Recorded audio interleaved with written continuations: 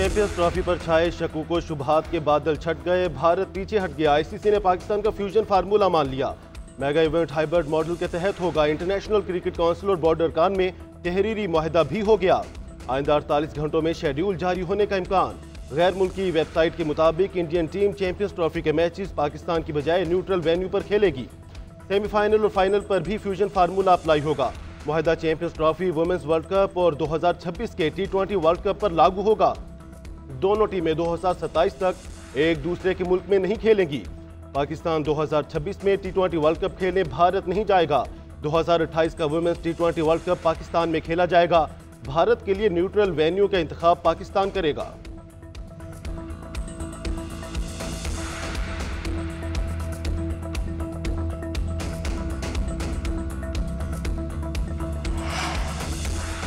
PCB champions trophy के लिए तहरीरी मुआहदे पर खुश। 2027 तक इवेंट्स में तहरीरी मुआहदा अहमियत का हामिल करार दे दिया। मोहसिन नकवी कहते हैं, इवेंट पाकिस्तान की इज्जत है, कोई हर्फ नहीं आने देंगे। तहरीरी मुआहदे के बगैर आगे नहीं बढ़ेंगे। खिलाफ वर्जी हुई तो वो भी देख लेंगे। भारत के साथ तमाम मामलात मुआहदे के तहत ही तय पाएंगे। पहले दिन से ही पाकिस्तान और क्रिकेट की जीत की बात कर रहा हूँ। पीसीबी चैंपियंस ट्रॉफी टूर्नामेंट के इनेकाद के लिए हर लिहाज से तैयार है। हमारी तैयारियां मुकम्मल हैं। तमाम टीम्स को दिल की गहराइयों से खुशामदीद कहेंगे।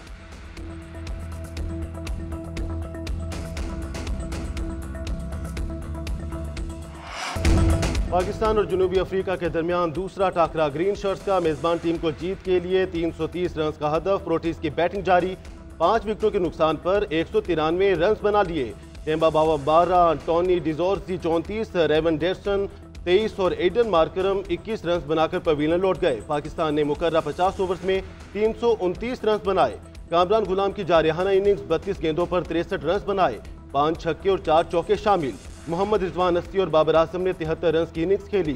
सलमान आगा 33 और साइम अयूब 25 रन बना सके। 3 मैचेस की सीरीज में पाकिस्तान को 1-0 की बढ़तरी हासिल है।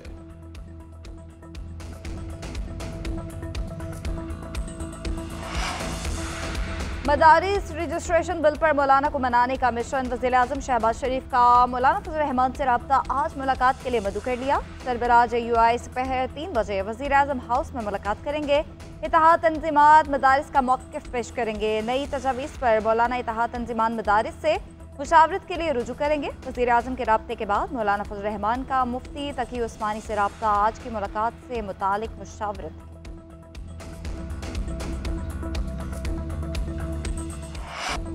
आलमी अमन और खुशहाली के लिए गजा में जंगबंदी जरूरी। वज़ीर आज़म का गजा में फौरी जंगबंदी का मुतालबा। गजा और लिबनान में इसराइली जारहियत के बाद तामीर नौ से मुतालिक इजलास से खिताब। कहा, गजा में जो हो रहा है वो तारीख का स्याह तरीन बाब है। इसराइली मजालिम से भड़कने वाली आग पूरे खित्ते को लपेट में ले सकती है। अक़वाम आलम को गजा के बेगुनाह लोगों की आवाज़ सुननी चाहिए। पाकिस्तान जंगबंदी के हसूल के लिए की जाने वाली कोशिशों की हिमायत करता है। शहबाज शरीफ ने काहिरा में D8 सरबराह कॉन्फ्रेंस से खिताब में कहा, पाकिस्तान को रोजगार ढूंढने वाला नहीं, रोजगार पैदा करने वाला मुल्क बनाना है। मुल्क में फ्रीलांसर्स की सबसे बड़ी कम्युनिटी है। नौजवानों के लिए स्मॉल बिजनेस के मौके बढ़ाने के इक़दाम करना होंगे। मईशत और बाहमी ताउन के फ़रोग़ के लिए D8 अहम प्लेटफॉर्म है। मवासलाती राब्तों में इजाफा करना होगा। वज़ीर आज़म शहबाज शरीफ का 2 रोज़ा दौरा मिस्र मुकम्मल। वापिस वतन रवाना।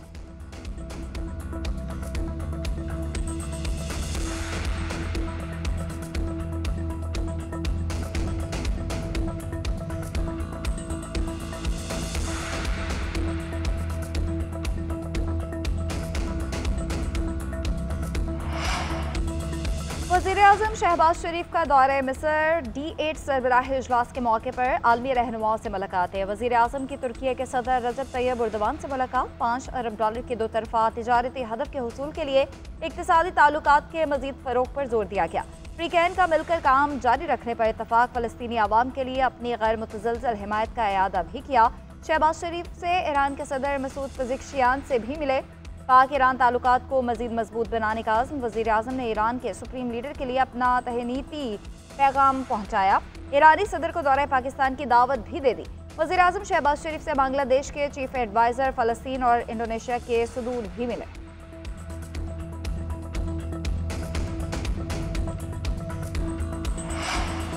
हुकूमत और PTI के दरमियान मुज़ाकरात के लिए रवां हफ्ते ब्रेक थ्रू होने का इम्कान। तहरीक इंसाफ ने सिविल नाफरमानी की तहरीक 10 रोज के लिए मौखर कर दी।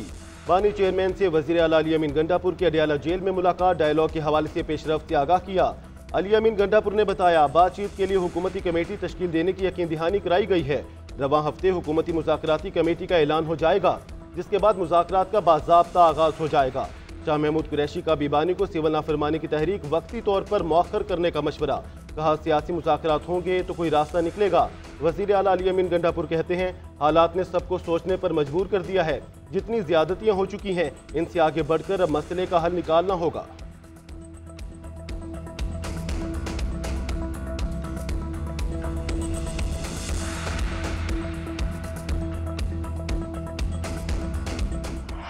तमाम मसाइल का हल मुज़ाकरात, मुज़ाकरात और सिर्फ मुज़ाकरात। स्पीकर कौमी असम्बली ने एक बार फिर हुकूमत और अपोजिशन को बातचीत की पेशकश कर दी। सरदार अयाज सादी कहते हैं, मसाइल हमेशा बैठकर और मुज़ाकरात के ज़रिए ही हल होते हैं।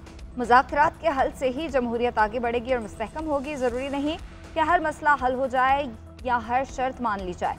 हमें एक दूसरे को इज्जत देनी है, इसी से आगे बढ़ सकते हैं। मौजूदा के साथ साबिक अरकान के लिए भी दरवाजे हमेशा खुले हैं। बतौर स्पीकर इतने राज हैं कि अगर कह दूं तो बाज़ अरकान को आइंदा टिकट भी ना मिले। ये राज सीने में दफन है। हम पर जिम्मेदारी भी ज़्यादा है, माहौल को बेहतर करके रास्ता बनाना और तलखियों को कम करना।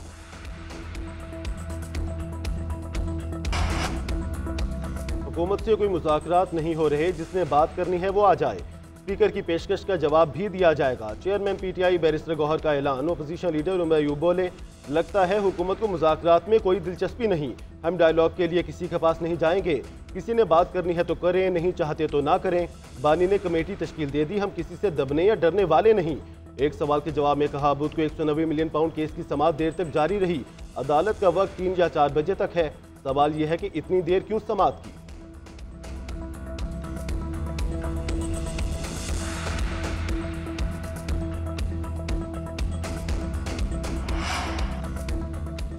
GHQ गेट हमला केस वज़ीर आला अली अमीन गंडापुर, शाह महमूद कुरैशी, शिबली फराज समेत 14 मुल्जिमान पर फर्द जुर्म आयद कर दी गई। शहरियार आफरीदी, कमल जोसेफ पर भी फर्द जुर्म लगा दी गई। मुल्जिमान का सेहत जुर्म से इनकार। अदालत ने समाअत 21 दिसंबर तक मुलतवी कर दी। GHQ हमला केस में अब तक बानी PTI समेत 113 मुल्जिमान पर फर्द जुर्म आयद हो चुकी। खुसूसी अदालत के स्पेशल जज ने अडियाला जेल में केस की समाअत की।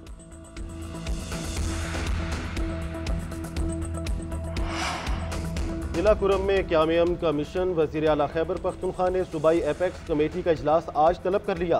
अमन व अमान की ताज़ा सूरत हाल का जायजा लिया जाएगा। अशिया ज़रूरी और दीगर बुनियादी सहूलियात की फराहमी से मुतालिक अहम फैसले मुतवक्के। स्टेक होल्डर्स की मुआवनत से देरपा क़याम अमन के लिए आइंदा का लाहे अमल तय किया जाएगा। मुशीर इत्तलात KP ने कुरम में बच्चों की अमवात की रिपोर्ट्स गलत करार दे दी। बैरिस्टर सैफ कहते हैं, जिला कुरम में अद्वियात की कोई कमी नहीं। फ्री कैन में लड़ाई के दौरान 140 अमवात हुई। उम्मीद है आज अमन मुआहिदा हो जाएगा।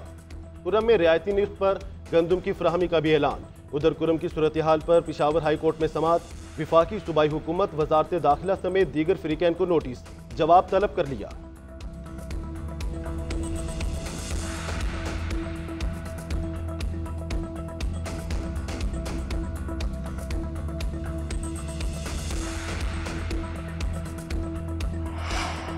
अमन अमान के खराब सूरत हाल KP हुकूमत फौरी मुस्ताफ़ी हो जाए। गवर्नर फैसल करीम कुंडी का मुतालबा। कहते हैं, विफाकी और सूबाई हुकूमत अमन अमान पर संजीदा नहीं है। खैबर पख्तूनख्वा हुकूमत चाहती है कि सूबा तबाह हो जाए। PTI का 1 पॉइंट एजेंडा बानी को NRO दिलाना है। अली अमीन बताएं, मुसल्लह होकर इस्लामाबाद क्यों गए, जत्थे के पास शेल्स कहाँ से आए।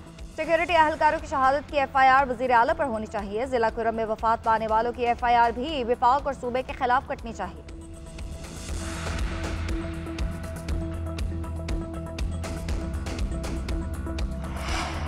आरा चनार के अवाम मेरे अपने हैं, मुसीबत में तनहा नहीं छोड़ सकते। वज़ीर आला पंजाब का अद्वियात और दीगर सामान भेजने का ऐलान।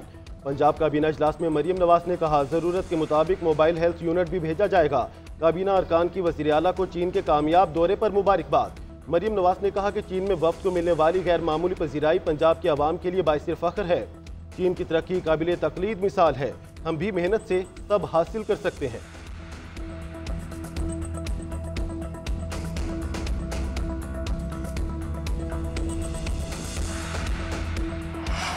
पाकिस्तान ने अमरीकी पाबंदियों को मुतासबाना करार देकर मुस्तरद कर दिया। दोहरे मयारात और इम्तियाजी तर्ज अमल आलमी सलामती के लिए खतरा करार। दफ्तर खारजा का मिसाइल प्रोग्राम पर अमरीकी पाबंदियों पर रद्द-ए-अमल। तर्जुमान का कहना है पाबंदियों का मकसद फौजी अदम तवाज़ुन को बढ़ाना है। खत्ते में अमन और सलामती को नुकसान पहुंचेगा। पाकिस्तान की स्ट्रेटेजिक सलाहियत खत्ते में अमन और अपनी इलाकाई खुद मुख्तारी के तहफ़्फ़ुज़ के लिए है।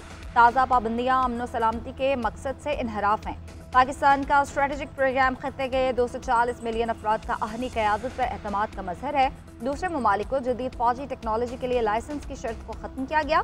दोहरा मेयार और इम्तियाजी तर्ज अमल हुकूमतों की साख को नुकसान पहुँचाता है।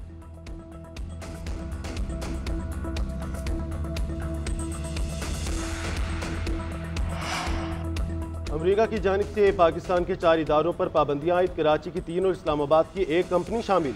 Akhtar and Sons, Affiliates International और रॉकसाइड इंटरप्राइजेस का ताल्लुक कराची से है। इस्लामाबाद में कायम नेशनल डेवलपमेंट कॉम्प्लेक्स पाबंदी की जद में आई।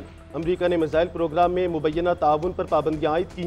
अमरीकी महकमा खारजा के मुताबिक मैथ्यू मिलर का कहना है कि इस ताउन में खसूसी व्हीकल चेसिस की तैयारी भी शामिल है। ये व्हीकल मिसाइल लॉन्चिंग के लिए इस्तेमाल की जाती हैं। हथियारों के फैलाव के खिलाफ कार्रवाइयाँ जारी रखेंगे।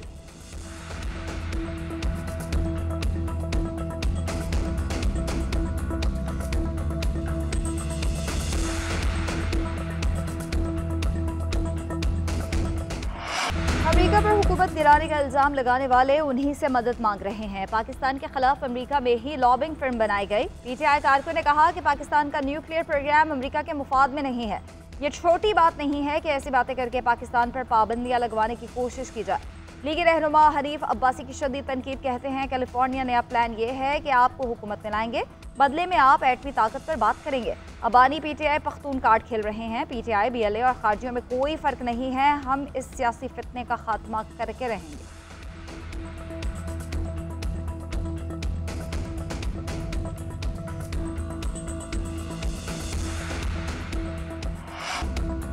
गुलकार सलमान अहमद को बानी पीटीआई और बुशरा बीबी के खिलाफ सोशल मीडिया पर पोस्ट करना महंगा पड़ गया। बैरिस्टर गौहर ने सलमान अहमद को पार्टी से निकाल दिया। नोटिफिकेशन के मुताबिक सलमान अहमद की बानी और उनकी अहलिया समेत पार्टी के खिलाफ बयानबाजी पर रुकनियत खत्म की गई। सलमान अहमद अब पार्टी की नुमाइंदगी नहीं कर सकेंगे।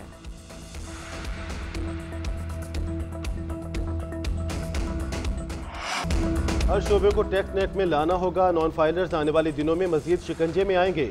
वज़ीर ख़जाना मोहम्मद औरंगज़ेब का एक बार फिर ऐलान। सियालकोट चैम्बर में तकरीब से खिताब में कहा, तनख्वाहदार तबके की सैलरी पर टैक्स कट लग रहा है।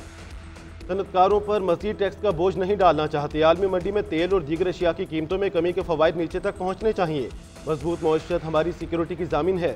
हुकूमत का काम पॉलिसी देना है, मुल्क को आगे ले जाना निजी शोबे का काम है। वज़ीर दिफा ख्वाजा आसिफ बोले, 50% करप्शन भी खत्म हो जाए तो IMF की ज़रूरत नहीं। हलाल और हराम की तमीज़ खत्म हो गई है। पिछले दौर में बहुत बदउनवानी हुई।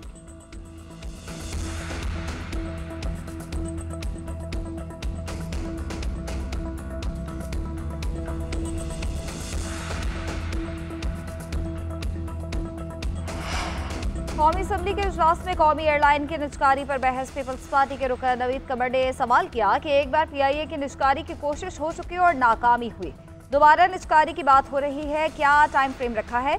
इस अमल को बेहतर करने के लिए आपने कुछ सोचा भी है? वज़ीर कानून आज़म नज़ीर तारड़ ने जवाब दिया, अच्छी खबर है कि हमारे रूट्स यूरोप के लिए बहाल हो चुके हैं। इस मरतबा बेहतर सूरत हाल होगी। अब की बार समझा जा रहा है कि नीलामी बेहतर होगी। वज़रा की अदम हाजिरी पर पीपल्स पार्टी का ऐवान से वॉकआउट। हनीफ अब्बासी भी PP अरकान के साथ बाहर चले गए।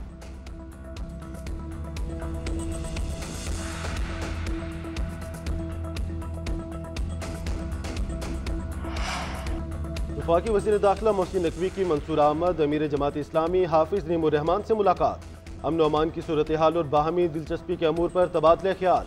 मोहसिन नकवी ने कहा कि मुल्क में अमन अमान का क़याम हुकूमत की अवलीन तरजीह है। वज़ीर दाखिला ने IPP से माहिदों के हवाले से भी आगाह किया।